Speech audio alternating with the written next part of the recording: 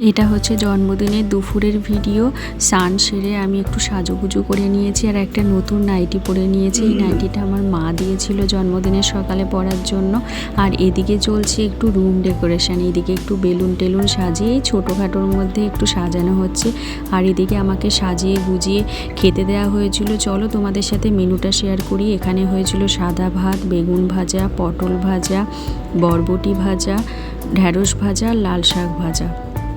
আর এদিকে তরকারির মধ্যে হয়েছে ওখানে পাতলা করে মসুর ডাল হয়েছিল, ফুলকপি আলুর ডালনা, আর এখানে রুই মাছের কারি, চিংড়ি মাছের মালাইকারি, মাটন কষা, আর হচ্ছে চাটনি, আর হচ্ছে মিষ্টি।